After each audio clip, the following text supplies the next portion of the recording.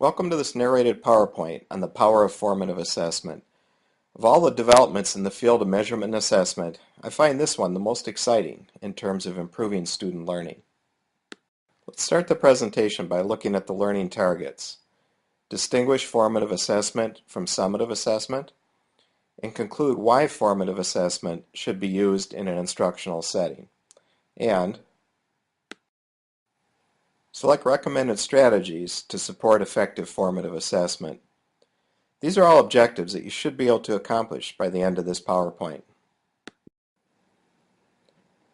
There are 3 essential questions that will shape our work together, and each will be revisited throughout the PowerPoint presentation.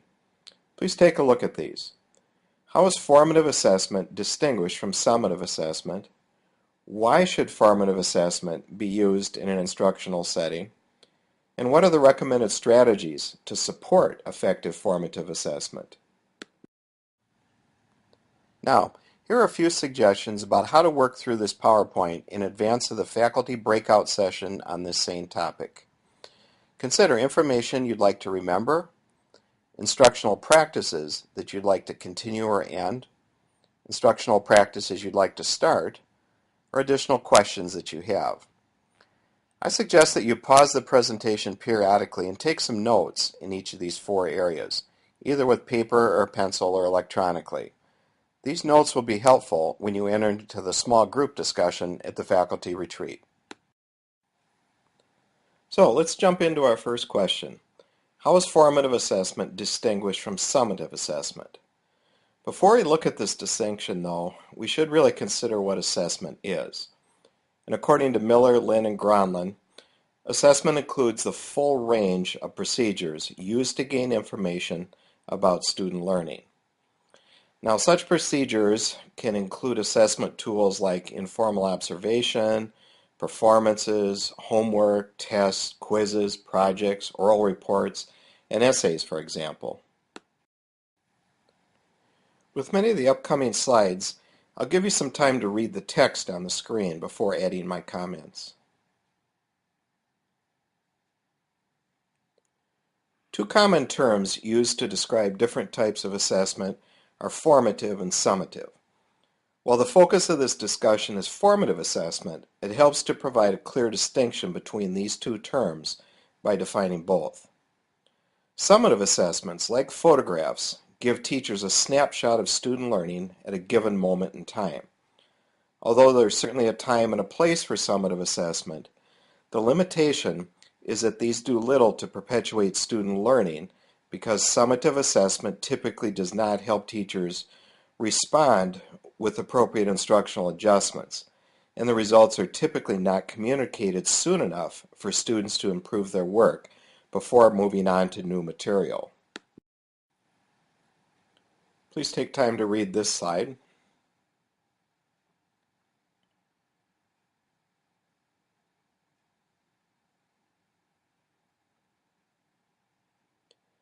In contrast to the snapshot of student learning gained from summative assessment, a formative assessment serves as a continuous moving picture of student learning progress. Stiggins adds that formative assessment is designed to advance, not merely check on student learning. Just read through the next slide by yourself if you would, please.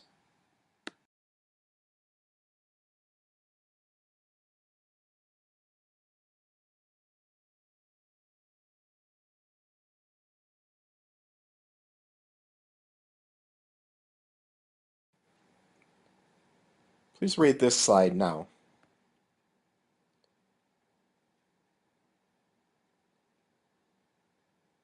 The crucial difference between formative assessment and summative assessment is not the type of action, but rather how it is used. The action could look a lot like a summative assessment. However, if it is used during the learning for learning, rather than at the end when it is an assessment of the learning, then action becomes formative. In other words, the same assessment tool, a quiz or a project, for example, could be a summative or formative assessment depending on how it's used. Throughout the process of using formative assessment, Teachers need to be continuously adjusting instruction based on the results of the classroom assessments. Consequently, the actions taken by teachers because of the formative assessment process are just as important as utilizing the process in the first place. Without adjustments to instructional practices, the impact of student learning will be hindered. Now let's take a look at our second essential question. Why should formative assessment be used in an instructional setting? In 1998, Paul Black and Dylan Williams published a landmark study on formative assessment that reviewed research in numerous countries. Their work included kindergartners all the way through college students. You can read now what their findings were.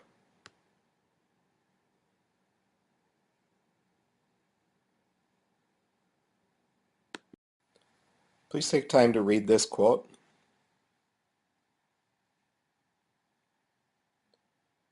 It's interesting to note that Williams's study is a meta-analysis that was based on an examination of over 4,000 studies over the last 40 years. Take time to read this slide now, please. Additionally, formative assessment helps students know what they need to better understand throughout the class time and the lessons. This allows them to be fully prepared for formative assessments in the future. Good formative assessment guides learning for the student on what they need to focus on. So it's not just at the end of something, but it's really something that can be used to act as a springboard to propel students into the future in deeper learning and understanding. Let's look at one additional benefit of formative assessment. Please read through this now.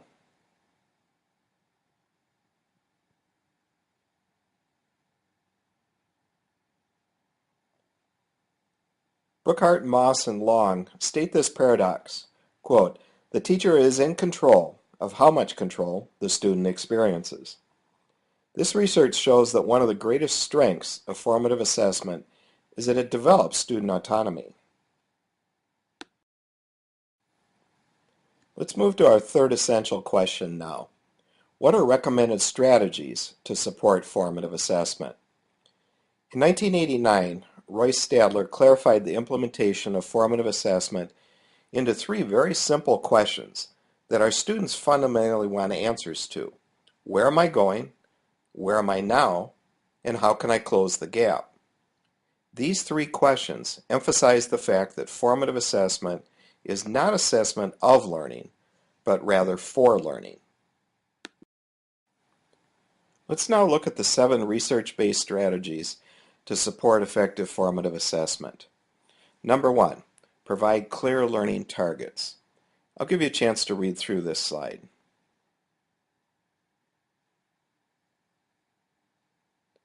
The question, where am I going, can be clarified by 2 strategies. First, Jan Chapi notes that when instruction is guided by clearly defined learning targets, students become motivated and achievement improves. And secondly, examples of strong and weak work help students understand what the expectations are to meet the learning target. The weak examples help students avoid common mistakes or stumbling blocks.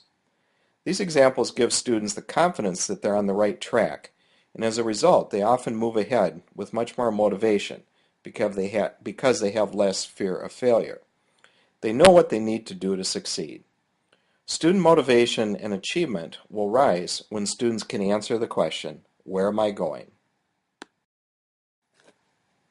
Number 2, create effective learning tasks. I'll give you a little time to read now.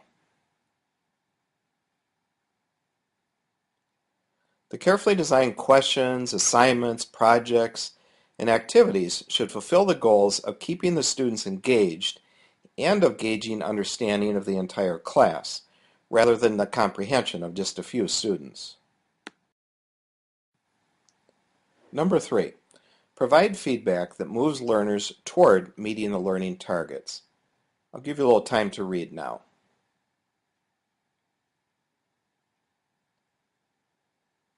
Teachers should provide feedback that moves learners toward meeting the learning targets. that focuses on the development of skills, understanding, and mastery, and that treats mistakes as learning opportunities.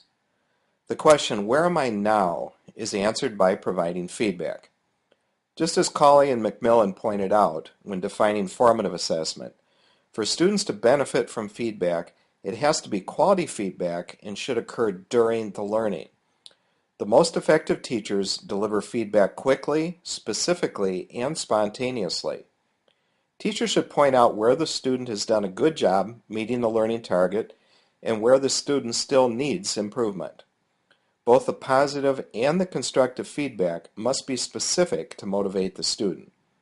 Just as a coach allows a player to make mistakes and learn from them in practice, teachers must create an environment that gives students permission to keep working through their mistakes during the learning process. The teacher has to be prepared to make instructional adjustments that vary from class to class and student to student. For formative assessment to function properly, the evidence must be used to adjust both teaching and learning. Let's take a look at each suggestion on an individual basis. Number 1, feedback can be detrimental if teachers don't pay special attention to the level of understanding the student has of the learning target.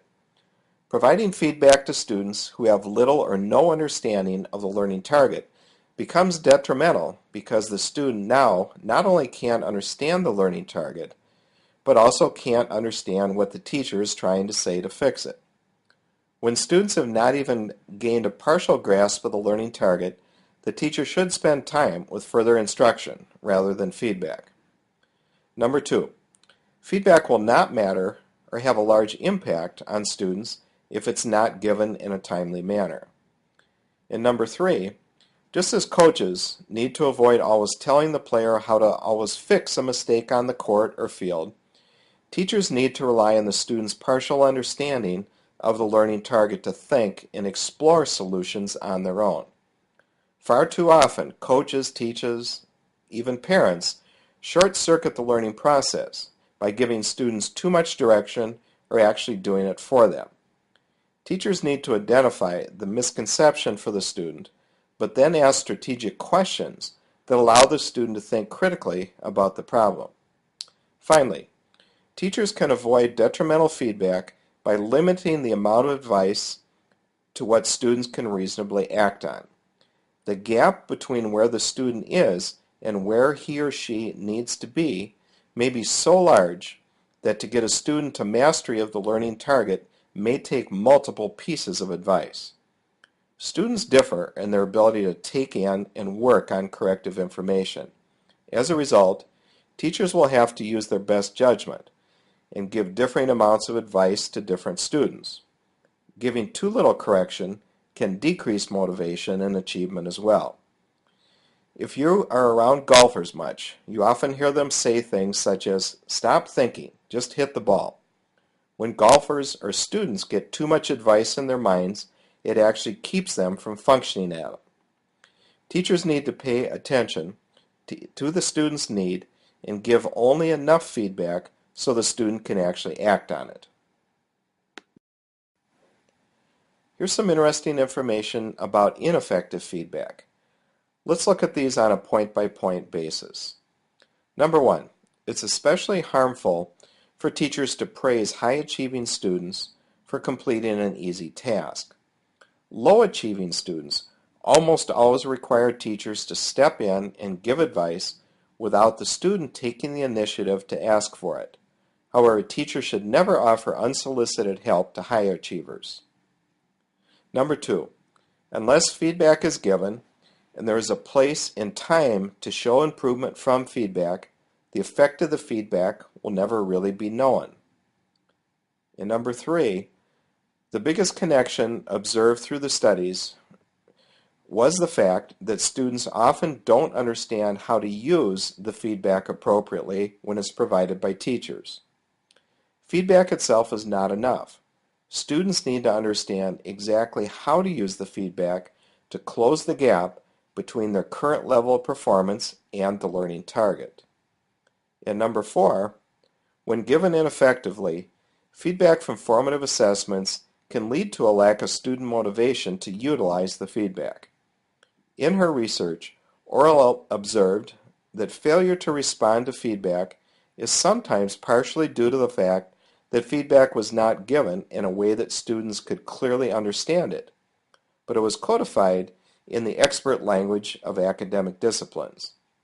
Additionally, Orell noted that the research indicates that feedback primarily focused on student errors has a negative impact on students' egos. Within the field of formative assessment, there's a good deal of debate about the appropriateness of using grades along with formative assessments. The research on this seems pretty convincing, and two critical points are listed on this slide. Interestingly, when feedback is given only as a grade or a mark, improvement doesn't seem to follow. It is understood that a mark or a grade is what many students are interested in, but may not be quite enough to show students what to do to improve. Stadler points out the importance of feedback over just a mark on student work to aid them in finding direction to improve. Various researchers have come to the conclusion that students who receive a grade rather than feedback tend to compare themselves to others. This tends to create a learner who is more worried about the mark on their paper and the competition between peers, rather than the learning process of themselves. Terrace explains that a grade could be counterproductive on a student's work. Her study shows that students say when a grade is given before feedback, the feedback is not read or used. Students tend to glance quickly over feedback even when there is a mark at the bottom of the page.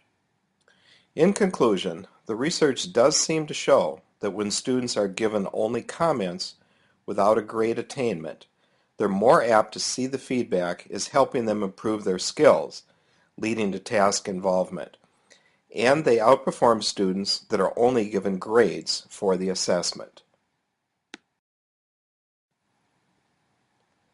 The fourth aspect that teachers should practice is attributing student success and mastery to effort, which suggests to students that they are capable of learning. This leads students to believe that their successes are due primarily to their abilities and efforts, and thus it strengthens their motivation to complete even more challenging work. On the other hand, motivation is reduced when teachers unknowingly communicate a lack of belief in their abilities or overuse any of these three types of feedback: communicating pity after a student failure, expressing praise for student success, especially for easy tasks, and for offering unwanted help, especially to high-achieving students. Praise should be avoided as it highlights the student's ability. Students often view ability as something that he or she was born with, and therefore they have no control over the outcomes it produces. Students can develop learned helplessness when praise is given and the recognition for success gets attributed to the student's ability rather than the student's effort. The student develops a concept or worldview that all of their accomplishments have little to do with their effort, which they have a lot of influence over, but rather their ability, which they are born with. This problem does not seem to be an issue until the student is placed in a situation in which they question their ability to succeed. If they think all their accomplishments are a result of their ability, they will question whether or not their ability is adequate for the job at hand. A fifth best practice is that teachers should urge students to be owners of their own learning by encouraging self-assessment. This self-assessment enables students to monitor and guide their own work and supports their growth into being independent learners. I'll give you a chance to read the slide now.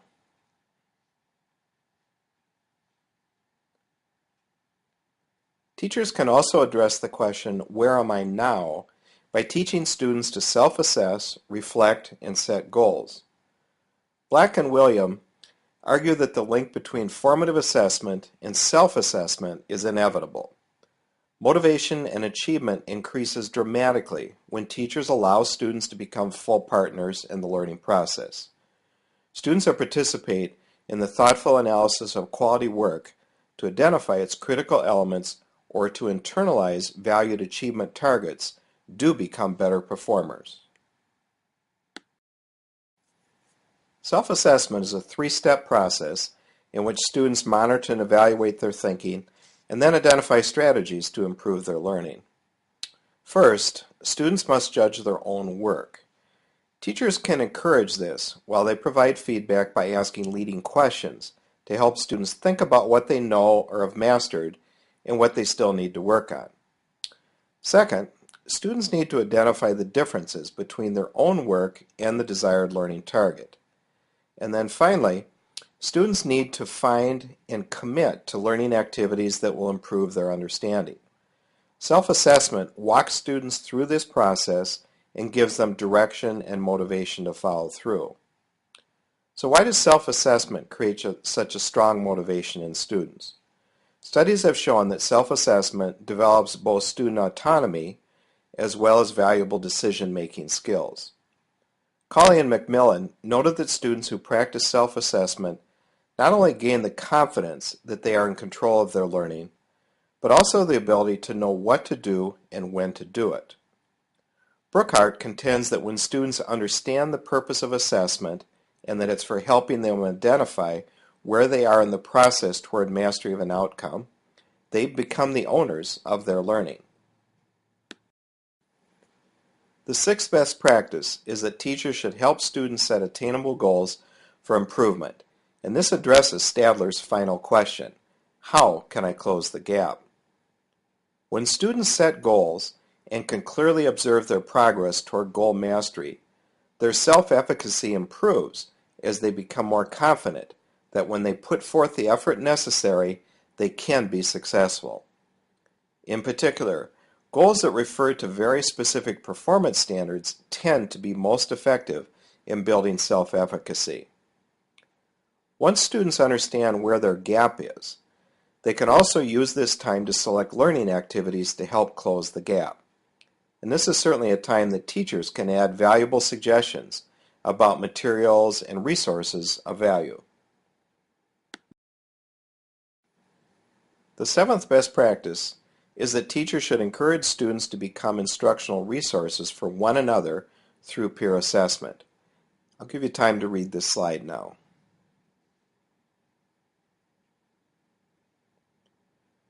Peer assessment, interestingly, develops students' important collaborative skills as well as objectivity needed for necessary self-assessment. Stadler's final question, how can I close the gap, leads students to think critically of ways to improve their learning so that they can master the learning target. Based on self and peer assessment, the teacher needs to be able to give students focused instruction that addresses the learning gaps. Chappie believes that this instruction should be broken down into short, focused tasks that scaffold the learning. This allows the students to pay more attention to the more important themes of the learning target.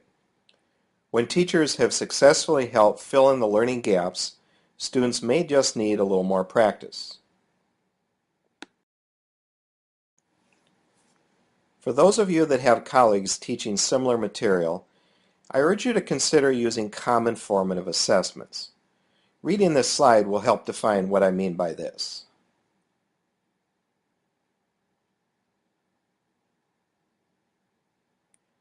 DeFore reminds us of the research that notes higher levels of student achievement when teachers work as collaborative teams.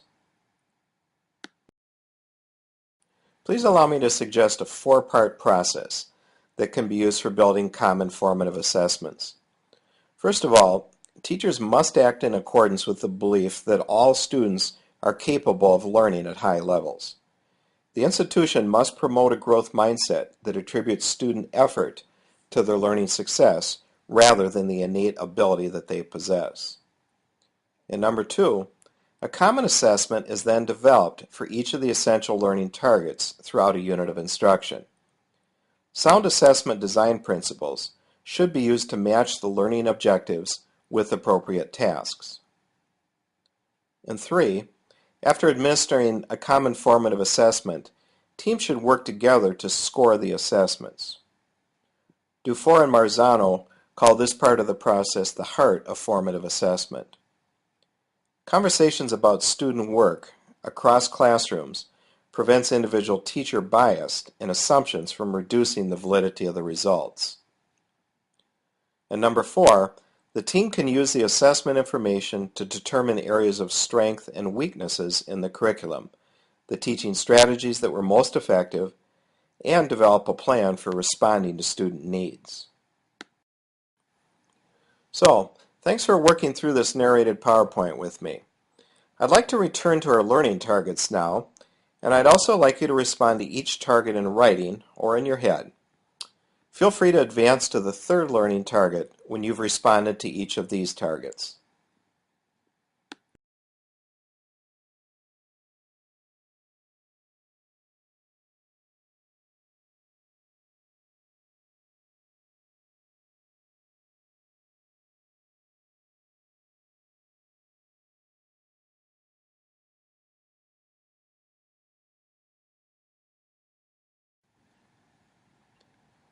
This particular target is the most critical.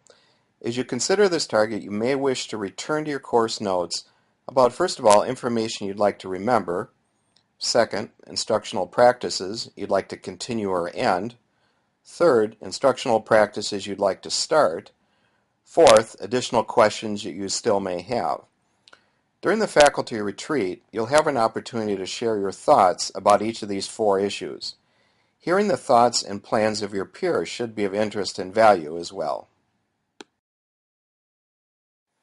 Let's finish off with this concluding thought.